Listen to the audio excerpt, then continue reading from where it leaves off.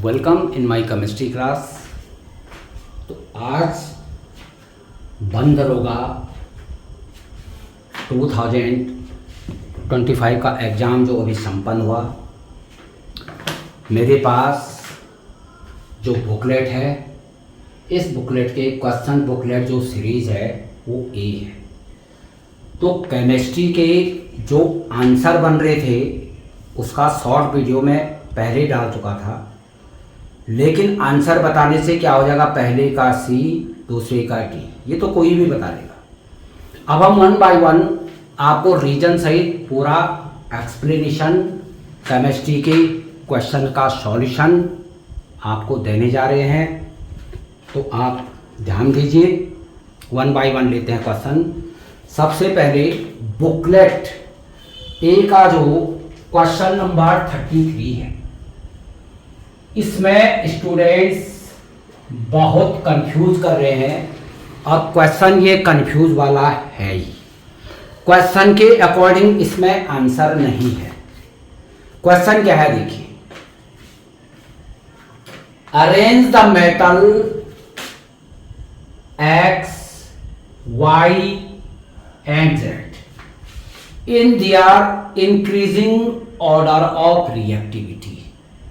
Increasing order का मतलब 1 2 3 4 5, ये इंक्रीजिंग ऑर्डर होता है।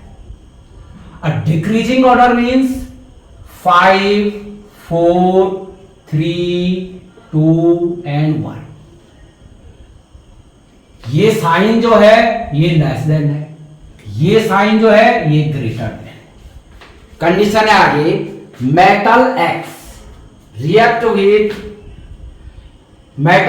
रिएक्ट विद स्टीम, ये स्टीम से रिएक्ट हो रहा है।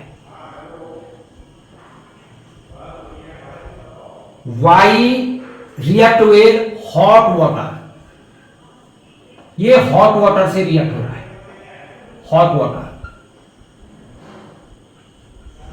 और Z react with cold water, cold water. तीन मेटल है, तो इनमें से कोल्ड वाटर से इजीली जेड रिएक्ट हो रहा है, तो इसका मतलब सबसे ज्यादा रिएक्टिव हुआ। फिर वाई को रिएक्टिविटी के लिए जो है हॉट वाटर जरूरी है, और एक्स जो है ओनली स्टीम से रिएक्ट होता है, जैसे आयरन है। तो हम ये मानेंगे कि Z more reactive than Y, Y more reactive than X. सबसे पहले हमने किसको लिखा, जो सबसे ज्यादा जो है रिएक्टिव है, जो सबसे ज्यादा रिएक्टिव है। तो ये इसका बन गया है डिक्रीजिंग ऑर्डर, डिक्रीजिंग ऑर्डर। और अगर हम इसके इंक्रीजिंग ऑर्डर की बात करें, तो इंक्रीजिंग ऑर्डर का मतलब जो लीस्ट रिएक्टिव है, पहले हमें उसको लिखना पड़ेगा। तो इंक्रीजिंग ऑर्डर में हम क्या करेंगे, x less than y less than z, increasing order, increasing order of reactivity. अब इंक्रीजिंग ऑर्डर और डिक्रीजिंग ऑर्डर, लेकिन क्वेश्चन में पूछा गया है कि इंक्रीजिंग ऑर्डर ऑफ रिएक्टिविटी। तो इंक्रीजिंग ऑर्डर ऑफ रिएक्टिविटी ये होगा, और ये option x less than y less than z, a b c और d में से है ही नहीं। जो इस क्वेश्चन के अकॉर्डिंग आंसर होना चाहिए वो ये होना चाहिए, और ये आंसर ना तो a में है, ना तो b में है, ना तो ये c में है, या ना ये d में है। तो या तो 1 मार्क सभी को मिलेगा। और अगर मानना ही है, अगर आंसर को हम देखें तो पहले वाले में ये कह रहा है ए में कि x मोर रिएक्टिव है y से और y मोर रिएक्टिव है z से। आंसर के अकॉर्डिंग तो ये हो ही नहीं सकता है, क्योंकि सबसे ज्यादा रिएक्टिव है z, क्योंकि ये कोल्ड वाटर से रिएक्ट हो रहा है। फिर y है और फिर है x। फिर दूसरा है z greater than y greater than x। b के अकॉर्डिंग हम चले हालांकि क्वेश्चन में इंक्रीजिंग ऑर्डर है, लेकिन हम आंसर को माने, आंसर कौन सही है, किसको मान सकते हैं? ये कह रहा है कि Z मोर रिएक्टिव देन Y मोर रिएक्टिव देन X। यहां स्टेटमेंट ये करेक्ट है बी वाला, Z greater than Y greater than X, लेकिन ये बन रहा यहां पे डिक्रीजिंग ऑर्डर, लेकिन क्वेश्चन में पूछा गया है इंक्रीजिंग ऑर्डर। हालांकि शॉर्ट्स में मैंने आंसर को ये बता दिया है कि अगर आंसर मानना ही है तो मानने लायक ये है, वैसे तो कोई भी आंसर नहीं है।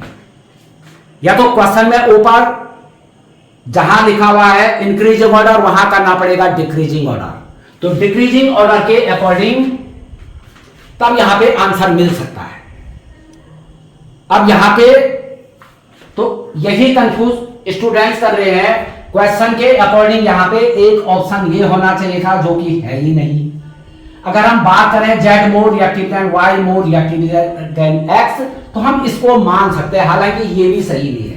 ये यहाँ पे डिक्रीजिंग ऑर्डर है, डिक्रीजिंग ऑर्डर में हम क्या करेंगे, देखिए इंक्रीजिंग ऑर्डर 1 2 3 4 5 सिंपल सी बात है, और डिक्रीजिंग ऑर्डर में 5 4 3 2 1, ये लेस देन का साइन है, ये ग्रेटर देन का साइन है।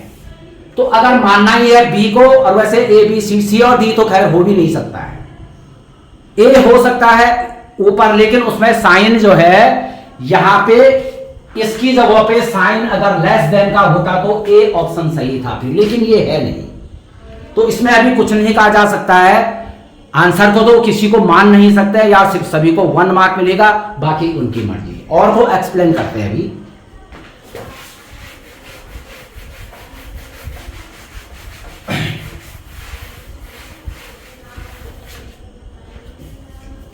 अब 1 बाय 1 चलते हैं।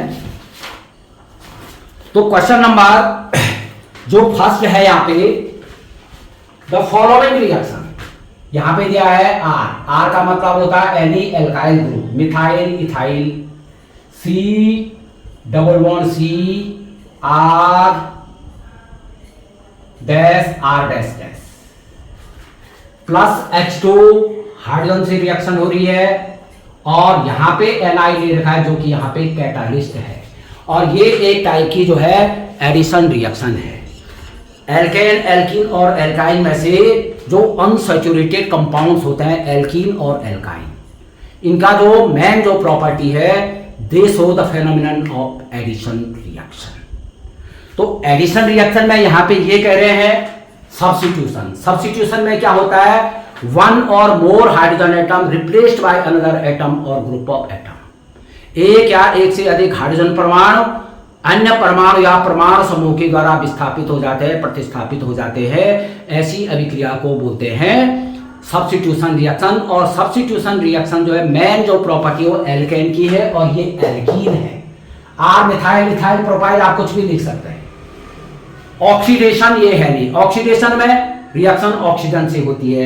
एडिशन रिएक्शन ये है, एडिशन रिएक्शन में क्या होता है, 2 मॉलिक्यूल रिएक्ट होते हैं और सिंगल प्रोडक्ट बनता है। तो सिंगल प्रोडक्ट यहां पे क्या बन रहा है, ये डबल बॉन्ड एडिशन रिएक्शन में हो जाएगा सिंगल बॉन्ड में चेंज, और ये R R R and R, और इसका एक हाइड्रोजन यहां ऐड हो जाएगा, कार्बन टेट्रावैलेंट, एक हाइड्रोजन यहां ऐड हो जाएगा। वैलेंसी देखिए 1 2 3 4, वैलेंसी सेटिस्फाई, और ये हो गया है एल्केन। तो एल्कीन की एडिशन रिएक्शन से जो प्रोडक्ट बनते हैं वो एल्केन होते हैं, लेकिन यहां पे पूछा गया है कि किस टाइप की रिएक्शन है, तो ये है अपने आप में एडिशन रिएक्शन।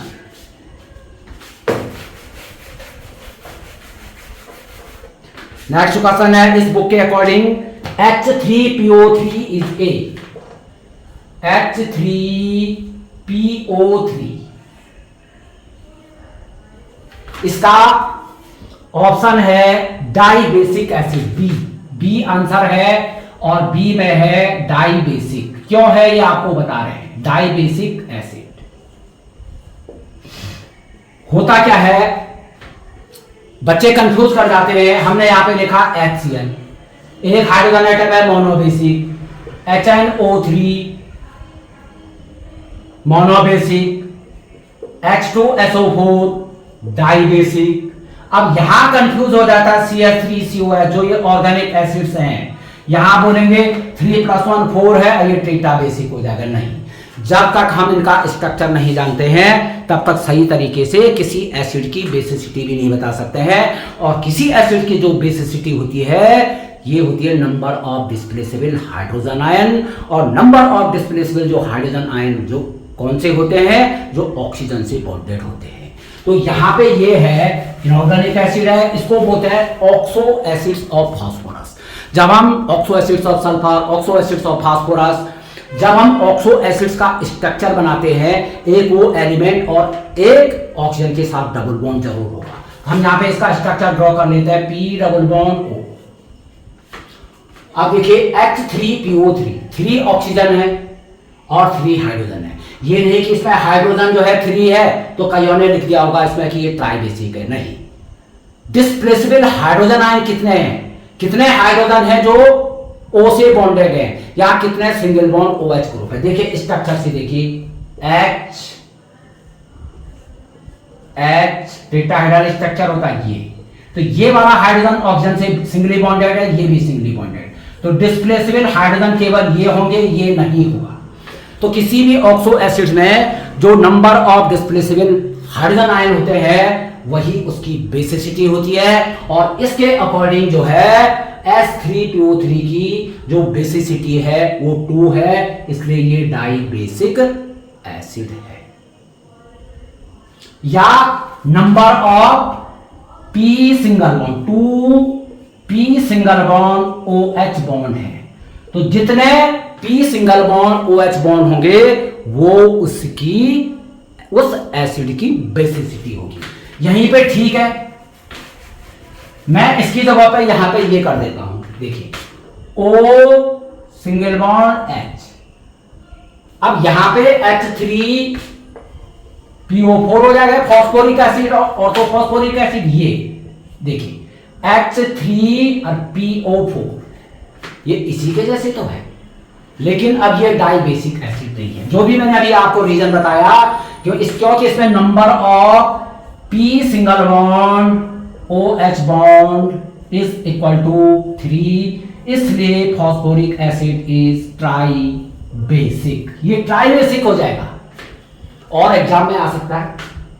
या number of displaceable hydrogen ion केवल ये होंगे 1, 2 और 3, इसलिए ये ट्राई बेसिक है। ये भी पूछा जा सकता है, ठीक है। ऑक्सो एसिड्स ऑफ फास्फोरस में मैं इसको ये ले लेता हूं H3PO2, ये भी ऑक्सो एसिड्स ऑफ फास्फोरस है। सेम स्ट्रक्चर, एक O एलिमेंट, एक डबल बॉन्ड O, एक H ये आ गया है, एक H ये आ गया है और एक आ जाएगा OH। देख लीजिए स्ट्रक्चर में H3 और PO2 देख लीजिए, P single bond OH bond एक है, तो डिस्प्लेसेबल जो हाइड्रोजन है वो 1 है, इसलिए ये मोनो बेसिक होगा, monobasic. Same reason HCl, H2SO4, H जो भी एसिड है उसके लिए। ऑर्गेनिक एसिड्स में क्या होता है, ये देखिए मोनो बेसिक है। और एग्जाम में आ सकता है, लैब असिस्टेंट का भी एग्जाम है आप लोगों का। ऑर्गेनिक एसिड है, देखिए CH3COOH, कोई कहेगा ये टेट्रा बेसिक है, नहीं, इसका स्ट्रक्चर देखिए C double bond OH। Displaceable hydrogen केवल ये है, ये ऑक्सीजन से बॉन्डेड है, ये हाइड्रोजन जो है कार्बन से बॉन्डेड है, इसलिए acetic acid is also monobasic. Next question पे चलते हैं।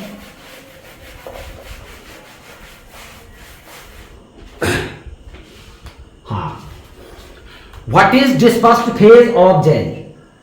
देखिए जो डिस्पर्स फेज और डिस्पर्सन मीडियम, ये जो दो टर्म्स हैं ये कोलोइडल सॉल्यूशन के लिए यूज होते हैं।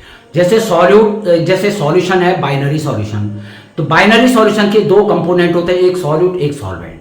सॉल्यूट स्मॉलर क्वांटिटी में होता है और सॉल्वेंट एक्सेस होता है।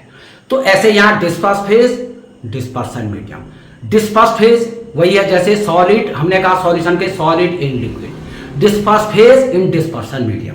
तो यहाँ पे जो डिस्पर्स फेज होगा जेल का वो लिक्विड होगा। Next question, which of the following statement is wrong? Methanol is oxidized to methanol in the liver। देखिए मेथेनॉल है मिथाइल अल्कोहल CH3OH, किसी भी अल्कोहल के ऑक्सीडेशन पे एल्डिहाइड बनते हैं, और ये कह रहा मिथेनल है फॉर्मेल्डिहाइड, तो ये तो बिल्कुल सही है। रॉन्ग कह रहा है soap micelles scatter light hence soap solution becomes cloudy, ठीक है, ये भी statement scattering of light. Third, detergents are generally sodium और potassium salt of long chain carboxylic acids.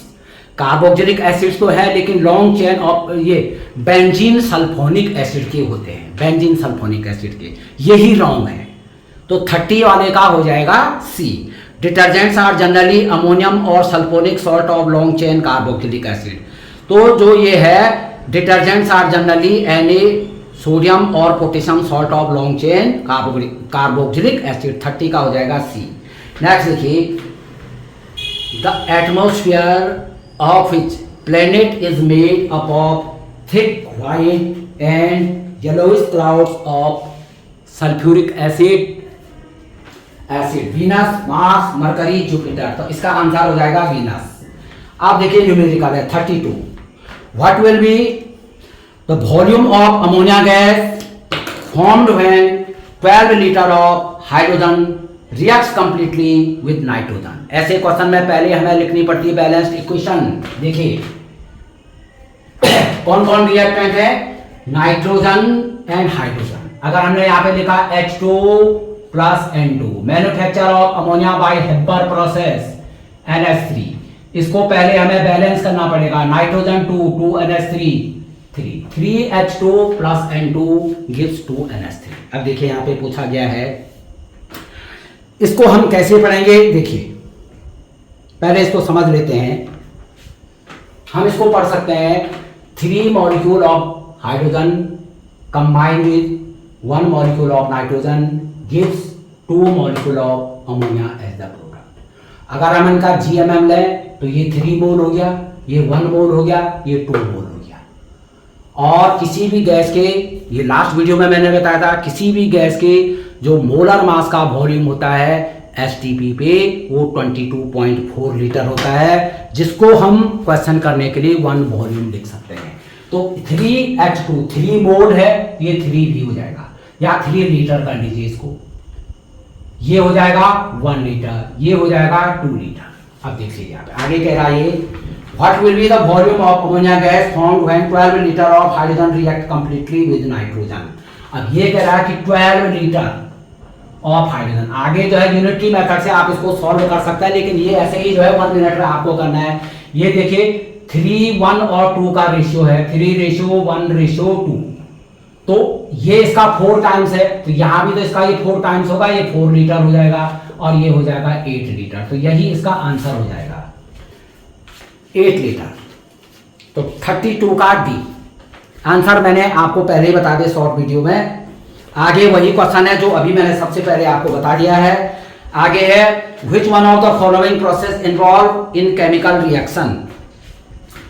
तो इसमें 34 का आंसर है D, heating copper wire in the presence of air at high temperature. Next है 35, मैं उन्हीं का प्रॉपर सॉल्यूशन बता रहा हूं जो न्यूमेरिकल और अंडरस्टैंडिंग बेस है, डिटेल उन्हीं की बता रहा हूं, बाकी तो इधर उधर सब जगह मिल जाते हैं। Which of the following electronic configuration has the lowest ionization energy? देखिए लोएस्ट आयनाइजेशन एनर्जी किसकी होगी, जो मोस्ट मेटालिक होगा, या जो X और Y है तो जो मोर मेटालिक होगा, क्योंकि जो मोर मेटालिक होगा वो हाईली इलेक्ट्रोपॉजिटिव होगा। अब हाईली इलेक्ट्रोपॉजिटिव का मतलब ये इलेक्ट्रॉन को लूज इजीली करेगा, और इलेक्ट्रॉन को लूज करने के लिए what amount of energy is required, that is called ionisation energy. तो जिसकी आयोनाइजेशन एनर्जी कम होगी, जो इजीली इलेक्ट्रॉन को लॉस कर रहा है, रिमूव कर रहा है from the outermost shell, वो उस मेटल की सबसे कम होगी जो वेरी रिएक्टिव होगा, और वेरी रिएक्टिव वही होगा जो मोस्ट मेटालिक होगा। अब यहाँ पे कॉन्फ़िगरेशन के अकॉर्डिंग दे रखा है, यहाँ पे देखिए 6 7 8 9 10 11 12। ए वाला तो है मैग्नीशियम, मैं डिटेल बता रहा हूँ। बी वाले का कॉन्फ़िगरेशन इलेक्ट्रॉन का सम कर दिए 6 7 8 9 10 11, ये सोडियम है। थर्ड वाला 5 6 7 8 9, सी वाला फ्लोरीन है, और डी 4 5 6 7 8 ये ऑक्सीजन है। अब यहां पे दूसरे तरीके से मैं डिटेल समझा रहा हूं। देखिए ये सोडियम है, ये फर्स्ट ग्रुप में है, ये सेकेंड ग्रुप में है Mg। फ्लोरीन ऑक्सीजन जो है 16 ग्रुप में ऑक्सीजन है, ऑक्सीजन यहां पे आ जाएगा। और उसके बाद फ्लोरीन है, फ्लोरीन 17 ग्रुप में, ऑक्सीजन के बाद फ्लोरीन यहां पे आ जाएगा। ये सेकंड पीरियड है और ये थर्ड पीरियड है। जनरली पीरियोडिक टेबल में लेफ्ट हैंड साइड वाले जो एलिमेंट्स होते हैं मेटल होते हैं, यहां generally most of the elements are non metal. अब जो मेटालिक कैरेक्टर होता है वो अक्रॉस द पीरियड क्या होता है, डिक्रीज, और नॉन मेटालिक कैरेक्टर क्या होता है, इंक्रीज। तो इसका मतलब फर्स्ट ग्रुप वाले जो है मोस्ट मेटालिक हुए, और फर्स्ट ग्रुप में यहां पे दे रखा वैसे भी Na, ये फर्स्ट ग्रुप में। तो फर्स्ट ग्रुप के एलिमेंट्स पूरी पीरियोडिक टेबल में लेफ्ट टू राइट चलने पे ये सबसे ज्यादा मोस्ट मेटालिक है। अगर ये मोस्ट मेटालिक है तो हाईली इलेक्ट्रोपॉजिटिव होंगे, इजिली इलेक्ट्रॉन को लॉस करेंगे। इजिली इलेक्ट्रॉन को लॉस करने में very low amount of energy will require, जिसको आयनासन एनर्जी बोलते हैं। तो इसलिए इसमें जो है सोडियम की लो आयनासन इंथैल्पी, आयनासन एनर्जी होगी। और इसका जो कॉन्फ़िगरेशन दे रखा वो बी वाला है, 1s2 2s2 2p6 3s2। तो 35 का आंसर बी, इसलिए बी आंसर हो जाएगा। रीजन आपको बता दिया है। नेक्स्ट चलते हैं। हाँ, थ्योरेटिकल है। A green coating appears in a copper vessel when it is exposed to moist air. This green material is a mixture of, ये मिक्सचर होता है copper hydroxide and copper carbonate का। तो 36 में ऑप्शन ए इसका correct answer है। 37 भी हम ऐसे ही बता देते हैं। Which of the following salt does not contains water of crystallization. जैसे Al2O3.2H2 एक वाटर ऑफ क्रिस्टलाइजेशन हो जाता है, तो सभी में वाटर ऑफ क्रिस्टलाइजेशन हो जाता है। ब्लू विट्रॉल जिसको कॉपर सल्फेट को बोलते हैं, वॉशिंग सोडा में Na2CO3.10H2O है, जिप्सम है calcium sulphate, hemihydrate calcium sulphate diet gypsum, और ये प्लास्टर ऑफ पेरिस। तो इसमें आंसर हो जाएगा बेकिंग सोडा NaHCO3। तो 37 का आंसर हो जाएगा बी। हाँ, ये अब समझने वाला है क्वेश्चन है, न्यूमेरिकल है। What is the volume of 42 gram B of 42 gram N2 at STP, standard temperature and pressure. देखिए ये नाइट्रोजन गैस है। नाइट्रोजन के मॉलिक्यूल में 2 एटम है, मैंने एटॉमिसिटी 2 हुई। तो एक एटम का जो GAM होता है, ग्राम एटॉमिक मास, वो 14 ग्राम होता है। तो इस मॉलिक्यूल का जो GMM होगा वो 14 to the 28 ग्राम हो जाएगा ये। और ये इसका 24 ग्राम हो जाएगा 1 मोल के इक्वल। और 1 मोल में जो इसके नंबर ऑफ मॉलिक्यूल्स होंगे वो Na मॉलिक्यूल्स होंगे। जिसने पिछले वीडियो देखे होंगे तो केमिस्ट्री के जितने ये क्वेश्चन आए हैं उनमें से 20 क्वेश्चन पिछले जो मैंने वीडियो बनाए थे बंदरोगा के लिए, उनमें से आ रखे हैं न्यूमेरिकल तक। देखिए अब यहां पे सीधे सीधे ये है 1 मोल 28 ग्राम, मतलब 28 ग्राम का जो मैं शॉर्ट में बता रहा हूं जो वॉल्यूम होगा वो 22.4 लीटर होगा। 1 ग्राम का वॉल्यूम जो होगा वो 22.4 अपॉन 28 हो जाएगा। और कितना पूछा गया 42। तो 42 ग्राम का जो वॉल्यूम होगा STP पे 22.4 अपॉन 28 इंटू 42। इसको आपको सॉल्व करना है। इसको इससे मल्टीप्लाई कीजिए और डिवाइड कीजिए। कैलकुलेशन आपका अपने अकॉर्डिंग होगा। तो इसके अकॉर्डिंग 1 मिनट 33.6 ग्राम वॉल्यूम, ये जो 33.6 जो है लीटर, इसका आंसर हो जाएगा। मतलब ये क्वेश्चन नंबर है 38 का बी, 38 का बी क्यों होगा वो आपको रीजन बता दिया। यहाँ पे आप 42 ग्राम की जगह 1000 कीजिए, 8 ग्राम कीजिए, 1000 कुछ भी करिए, N2 की जगह पे आप O2 ले लीजिए, NH3 लीजिए, कोई भी करने का तरीका यही है।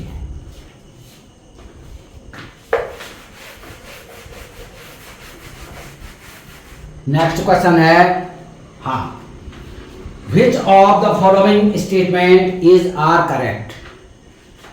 पहला है the black coating on silver, the black coating on silver and the green coating on copper are the examples of corrosion, बिल्कुल है। लेकिन स्टेटमेंट 2 है pitting, freeform, tarnishing are various types of metal corrosion, बिल्कुल। Statement first और second बिल्कुल सही है, both statement first and second.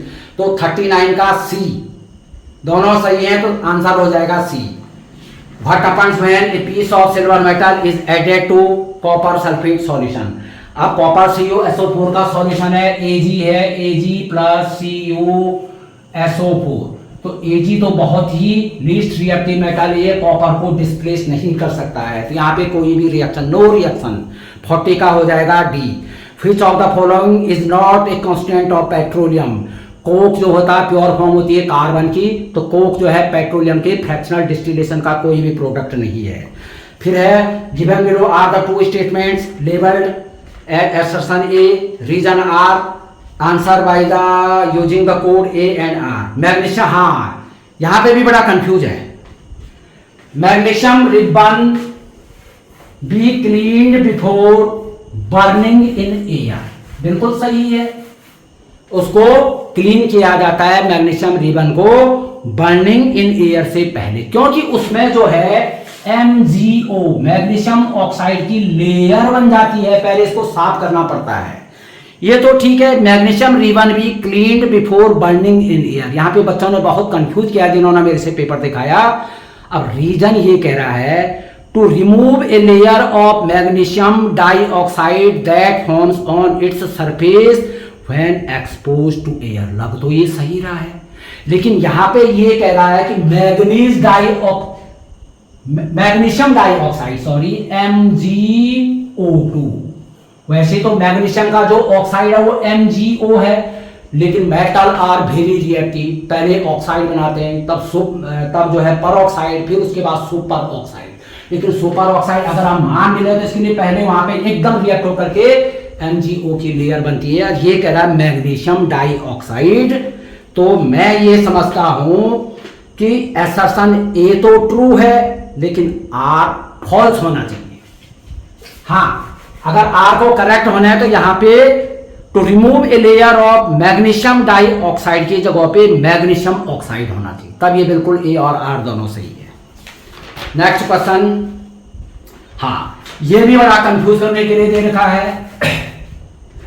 What are the components of aqua regia. तो एक्वारेजिया देखिए, अब ये कंसंट्रेट HCl पहले लिख रहे हैं कि HNO3 पहले लिखे, यहां पे बड़ा कंफ्यूज हो जाता है। तो जो एक्वारेजिया है concentrated HCl and concentrated HNO3, इसको हमेशा याद रखिए। HCl 3 में होता है और ये होता है 3:1 में। अगर 3 ml हम HCl ले रहे हैं तो HNO3 का 1 ml लेंगे, लेकिन अगर मैं यहीं पे इसको चेंज कर दूं HNO3:HCl, तो ये यहां चेंज हो जाएगा 1:3, यहां पे कंफ्यूज हो जाता है। तो एक्वारेजिया इसका जो आंसर होगा वो बी होगा, concentrated HCl and concentrated HNO3 in the ratio of 3:1, 43 का आंसर बी। आगे देखिए, हाँ, which of the following oxide is basic in nature। देखिए मेटल के जो भी ऑक्साइड होते हैं, oxide of metal are basic in nature and oxide of non metal are acidic in nature. Non metal के oxide carbon dioxide, sulphur dioxide, metal के oxide Na2, MgO, Al2O3, हालांकि M40 होता है acidic as well as basic, क्योंकि chemistry है, chemistry में exception ज्यादा होता है। तो इन्हीं को लीजिए, इनका नेचर हो जाएगा acidic. Oxide of non metal are acidic in nature and oxide of metal are basic in nature. ये आप देखेंगे इस ऑक्साइड में मैग्नीशियम और सोडियम क्या है, मेटल है। तो which of the following oxide is basic in nature, तो इसमें जो है तीनों में से CO2 हो नहीं सकता, NO2 हो नहीं सकता, P2O5 भी हो नहीं सकता, क्योंकि फास्फोरस नॉन मेटल है, ये भी नॉन मेटल का ऑक्साइड है। Na2O में Na मेटल है, इसका ऑक्साइड है, तो 44 का C ऑप्शन सही हो जाएगा। आगे देखिए, Which of the following reaction is a type of saponification. Saponification में क्या होता है, एस्टर हैं जो कंपाउंड्स, उनकी रिएक्शन होती है NaOH से, और जो सोप होते हैं सपोनिफिकेशन में सोप बनते होते हैं, ये सोडियम सॉल्ट ऑफ, वैसे तो sodium salt of higher acid fatty acids के होते हैं, C15H2COONA, जो फैटी एसिड्स होते हैं greater than C14 carbon atom. लेकिन यहां पर के according CH3COO(C2H5) reaction with NaOH CH3COONA plus C2H5, इसी रिएक्शन को हम मान सकते हैं, क्योंकि B भी इसका नहीं हो सकता, C भी नहीं हो सकता, क्योंकि C में रिएक्शन सोडियम से हो रही है, नहीं। सपोनिफिकेशन में NaOH बेस से रिएक्शन होती है, तो इसका यही सही हो जाएगा 45 का A। अब है 46, ये भी फिर समझने वाला क्वेश्चन है। देखिए, 7 gram of N2 contains how many number of nitrogen molecule. 7 gram of N2, इसमें निकालने हैं number of molecules, number of molecules. देखिए भाई, ये N2 है, अभी आपको बताया था इसका जो GMM है, ग्राम मॉलिक्यूलर मास। इस ग्राम मॉलिक्यूलर मास में मॉलिक्यूल्स हो जाएंगे Na मॉलिक्यूल्स। बस हो गया, बन गया क्वेश्चन। यहां पे 7 ग्राम पे पूछा गया है, तो जो नंबर ऑफ मॉलिक्यूल्स होंगे, नाइट्रोजन मॉलिक्यूल होंगे, देखिए 28 ग्राम में, मैं शॉर्टकट में लिख रहा हूं Na का मतलब एवोगैड्रो नंबर 6.023 × 10⁻23। देखिए यूनिटरी मेथड अप्लाई कीजिए, 1 ग्राम में हो जाएंगे Na/28, और कितना पूछा गया यहाँ पे 7 ग्राम, तो 7 ग्राम में जो नंबर ऑफ मॉलिक्यूल्स होंगे Na/28 ×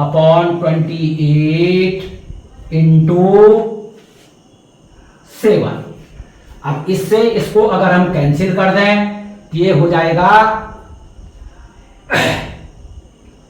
1/4, मतलब 1Na/4। अब 1Na का Na की जो वैल्यू होती है 6.023 × 10⁻23 अपॉन, एक से दिख रहा है,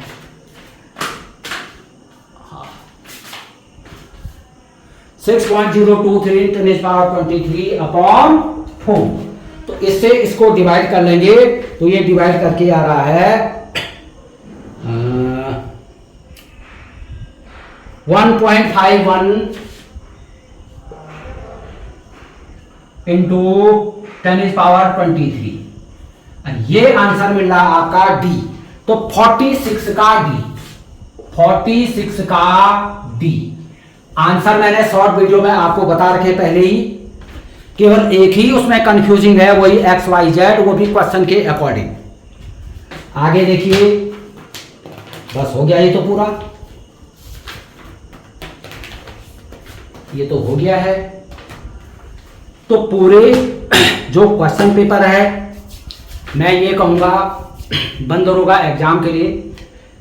कुछ क्वेश्चन ठीक थे, न्यूमेरिकल है, तो प्रॉब्लम न्यूमेरिकल में ही होती है, जो अंडरस्टैंडिंग जो बेस्ड क्वेश्चन है, तो वहां पे आंसर शीट आपको बता दी है। लेकिन अगर आपको अगले एग्जाम की तैयारी करनी है, तो बंद दरोगा एग्जाम के नेम से मैंने जो भी वीडियो बनाए हैं, आप उनको जरूर देखिए, क्योंकि उत्तराखंड के जो अगले जो एग्जाम आ रहे हैं, सेम टू सेम सिलेबस है। अभी आप इस क्वेश्चन पेपर को देखिए, और पुराने जो मेरे एटॉमिक स्ट्रक्चर, एटम्स, मॉलिक्यूल, जो भी वीडियो है, मोल कंसेप्ट आप देखिए, सारे फॉर्मूलाज वहाँ पे बताए गए हैं, उसके अकॉर्डिंग आप बार बार वीडियो को देखिए, समझिए। बहुत सारे क्वेश्चन जो है उन्हीं वीडियो से यहाँ पे आ रखे हैं। तो उम्मीद है आपको जल्दीबाजी में पेपर को हल कराया, समझ में आया होगा। अगर कहीं कोई प्रॉब्लम क्रिएट हो रही है या किसी क्वेश्चन से आप सेटिस्फाई नहीं है तो आप कमेंट में लिख सकते हैं, हम उसका आपको प्रॉपर सेटिस्फाई के साथ जो है आपको आंसर देंगे कि आप सेटिस्फाई हो जाए। थैंक्स फॉर वॉचिंग, मिलते हैं नेक्स्ट लेक्चर के साथ। Thanks, all the best.